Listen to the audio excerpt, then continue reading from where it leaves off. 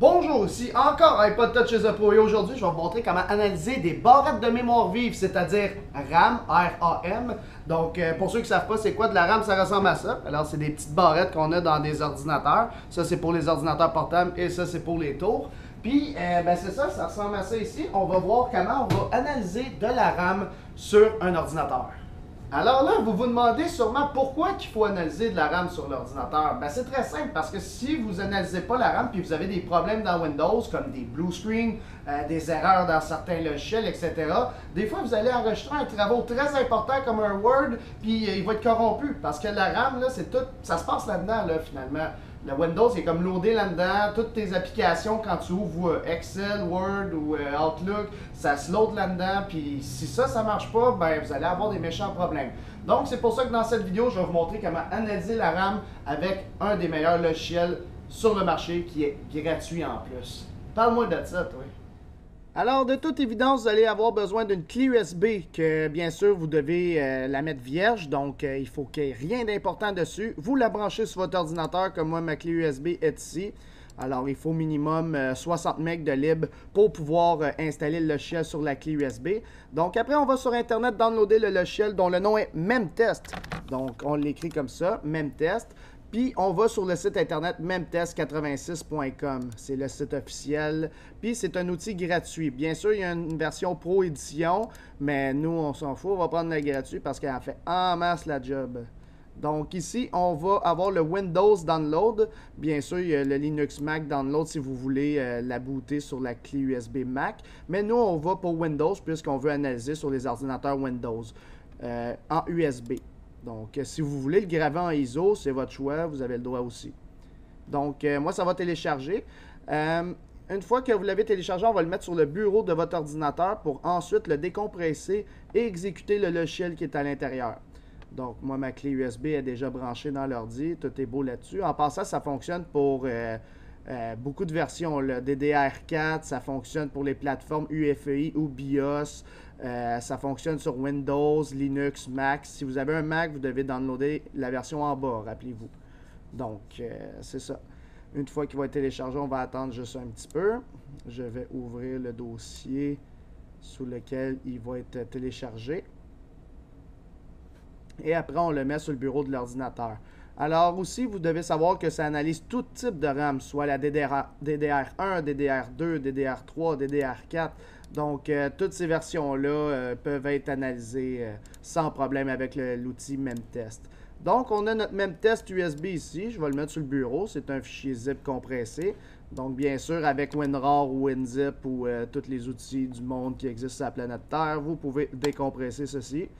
Fait qu'une fois qu'il est décompressé, on va avoir un dossier sur le bureau et on ouvre le dossier. Dans ce dossier-là, on va avoir un exécutable qui s'appelle Image USB.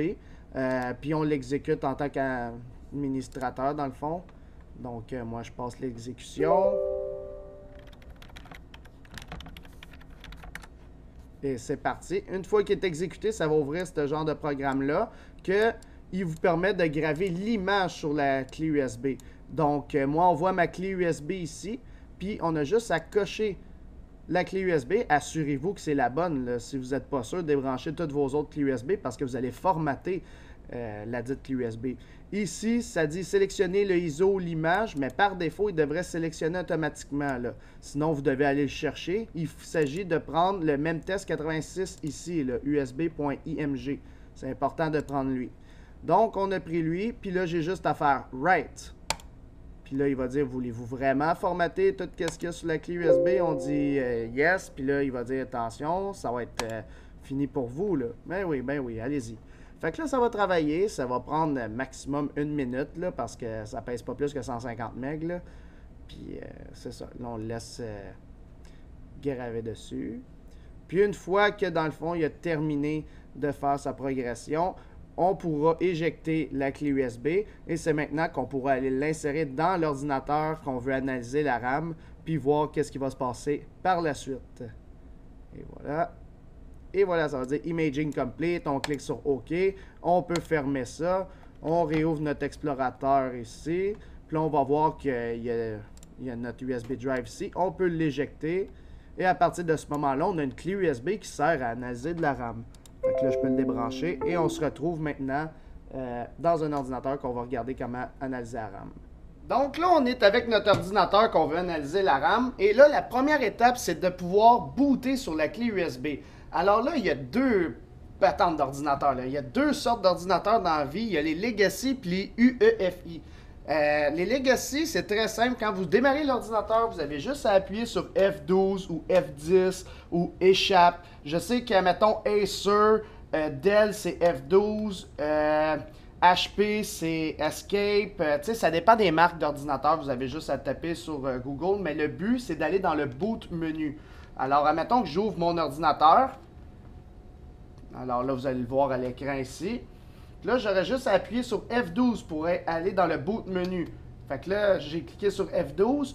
Puis là, ça va me donner le boot menu. Et là, moi, mon but, c'est d'aller dans USB pour ensuite pouvoir démarrer sur la clé USB. Alors là, si vous n'êtes pas capable d'avoir le boot menu, eh bien, ça veut sûrement dire que vous avez un UEFI. Il faudra enlever le Secure Boot dans ce cas-là. Dans la description de la vidéo, je vous montre un lien qui vous montre comment désactiver le Secure Boot sur des ordinateurs qui sont UEFI.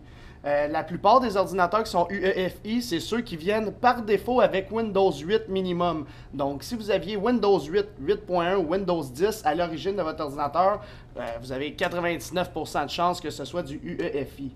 Donc, si je m'en vais dans le BIOS Setup, juste pour aller voir, et que je descends un petit peu en bas, vous allez voir Legacy UEFI. Si vous avez la possibilité d'aller en Legacy, allez-y juste le temps de faire l'analyse de votre RAM. Sinon, tu sais, ça peut fonctionner en UEFI. Si on s'en va dans les... ici, ouais, si vous voyez à quelque part USB Configuration ou USB, il faut que les USB soient enabled pour boot. Fait que si vous voyez USB Enable Boot, cochez ça, c'est pour pouvoir booter en USB. Il y a certains ordinateurs que c'est impossible de pouvoir booter en USB, donc vous n'avez pas le choix de passer par un DVD, donc de graver sur un DVD le ISO pour pouvoir booter le même test. Donc, une fois que vous êtes en mesure de booter là-dessus, on va recommencer. Alors moi, je vais faire F12 pour pouvoir entrer dans le boot menu. On va attendre que l'ordi redémarre. Alors, je fais F12. La clé USB elle doit être déjà branchée en passant dans l'ordinateur, avant de démarrer l'ordinateur. Et là, moi, je vais aller dans USB Storage Device, parce qu'on veut booter sur le USB. Puis là, je fais Enter. Puis là, il me dit, moi, je veux faire 1 pour prendre le par défaut. Fait que je fais 1. Puis là, et voilà, ça commence à analyser la RAM.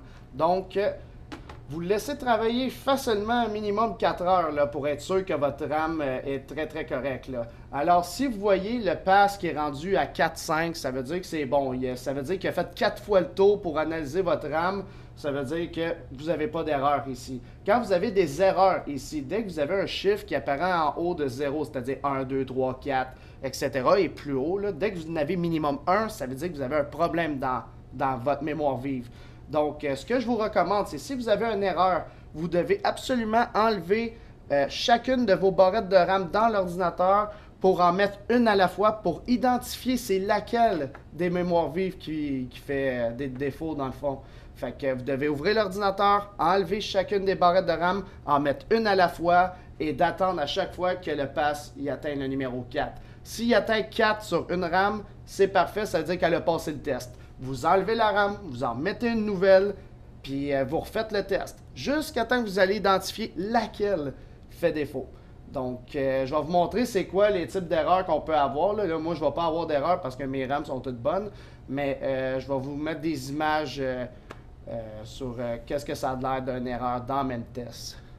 Si vous avez un ordinateur UEFI, puisque moi, c'est un ordinateur qui peut être autant Legacy que UEFI, alors, je vais booter sur la clé USB pour vous montrer de quoi ça a l'air en UEFI de booter sur Memtest. L'interface est un petit peu différente. On a même une interface graphique qui s'ajoute avec ça. Fait que vous allez voir de quoi que ça donne. Alors, on va attendre que le bootage s'effectue. On va voir plusieurs lignes de commande s'afficher comme quoi il est en train de faire le processus de boot, qui check c'est quoi la RAM, le cache side, le CPUID. Puis là, une fois que ça va être booté, on pourra même prendre notre souris pour utiliser. Fait que avec la souris, on s'en va en bas à droite sur Config, on clique dessus.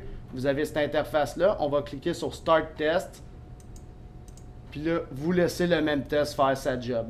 Si vous voyez qu'il gèle en UEFI, comme c'est le cas en ce moment, il n'y a rien qui avance puis il est gelé, vous devez absolument comme le partir en Legacy pour pouvoir le faire fonctionner. Fait que vous devez aller dans le BIOS, le mettre en Legacy pour que ensuite de ça, on est en mesure de booter. Si vous n'êtes vraiment pas capable de booter dessus puis vous ne trouvez pas le boot menu, je vous recommande la chose suivante. Allez dans votre BIOS puis trouvez le boot sequence. Ça, c'est qu'est-ce qu'il va faire pour booter votre ordinateur. Il va booter sur une disquette, ensuite en USB, ensuite sur le DVD, ensuite sur le port réseau, ensuite sur le disque dur. Fait que ça, c'est l'ordre de qu'est-ce qu'il va faire. Fait que ce que vous pouvez faire, c'est prendre votre USB puis le mettre en haut de votre disque dur. Comme ça, il n'y aura pas le choix de passer par les USB avant votre disque dur. Puis vous pouvez même mettre le lecteur DVD en haut. Alors des fois, vous ne pouvez pas le faire avec la souris. Là. Vous êtes obligé de prendre votre clavier puis faire des plus, des moins ou des flèches là, des fois. Fait que si vous avez une interface graphique, ben vous pouvez les bouger comme ça. Fait que le truc, c'est de mettre le disque dur en dernier. Mettez pas le onboard NIC en premier parce que ça risque d'être long quand vous bootez votre ordinateur. Fait que vous mettez l'USB, le CD en premier avant votre disque dur. Puis une fois que c'est fait, vous appliquez, puis vous fermez. Alors pour appliquer, des fois, c'est F10 Enter. Puis là, sans que j'aille à aller dans le boot menu, il va automatiquement booter sur la clé USB parce qu'il va passer par ce processus-là. Donc, je ne fais pas d'F12, je ne fais rien, je le laisse booter, puis là, il va démarrer automatiquement sur la clé USB comme on a vu en ce moment. Donc, c'est sûr, si vous laissez votre clé USB branchée, vous n'aurez pas grand chance de démarrer Windows. Fait qu'une fois que vos RAM tests sont faits, vous avez juste à retourner dans le BIOS, remettre votre disque dur en priorité, puis il va booter dessus automatiquement. Alors, quand vous avez des erreurs dans Memtest, j'ai juste tapé erreur Memtest sur Google, ça a l'air de ça, c'est pas beau à voir. Plein d'erreurs ici. Vous voyez le nombre d'erreurs qui est à 45. Ça a l'air de ça, là, finalement. Fait que dès que vous voyez des lignes de même dans votre Memtest, eh bien, vous avez une barrette de RAM ou plus de défectueuse. Des fois, ça se peut que ce ne soit pas la barrette de RAM, mais des fois, la slot. Il faut faire attention, là. Des fois, sur votre carte maîtresse, la slot peut être défectueuse. Donc, la RAM, vous pouvez la bouger d'une slot à l'autre pour la tester. Si vraiment vous testez chacune de vos RAM, puis toutes vos RAM sont défectueuses, et là, vous vous demandez pourquoi, essayez-la dans la deuxième slot pour voir. Fait que, en gros, c'était pour vous montrer les erreurs dans Memtest. Alors, vous voyez, c'était pas tant compliqué pour analyser de la RAM sur son ordinateur. Bon, c'est sûr qu'avec le UEFI, ça peut être un petit peu compliqué des fois. Je vais faire d'autres vidéos sur comment désactiver le Secure Boot sur plein de modèles d'ordinateurs pour que ça soit plus simple pour ceux qui ont Windows 8 en montant, Windows 8.1 puis Windows 10 puis peut-être Windows 12 dans le futur. Fait que c'est pas mal ça. Fait qu'une fois que vous avez de la RAM très très bonne, ben votre ordinateur ne va pas planter à ce niveau-là. Je vais faire d'autres vidéos sur comment analyser vos disques durs pour voir si vous avez des secteurs défectueux, comment réparer les secteurs défectueux sur votre ordinateur. Admettons que vous voulez garder votre disque dur, mais bannir les secteurs défectueux, ça c'est possible aussi. Il y a des logiciels qui existent qui vont créer la partition. Comme ton disque dur, admettons, il fait 1 TB, mais au lieu d'être 1 TB, il va faire comme 980 gigs. Mais au moins les 20 gigs qui sont défectueux, il va les mettre ailleurs, là, comme ça on ne va pas écrire sur des secteurs défectueux. Bref, dites-moi ce que vous en pensez, un petit pouce bleu sur la vidéo, un commentaire, puis si vous avez d'autres suggestions de vidéos, faites-moi en part. À plus!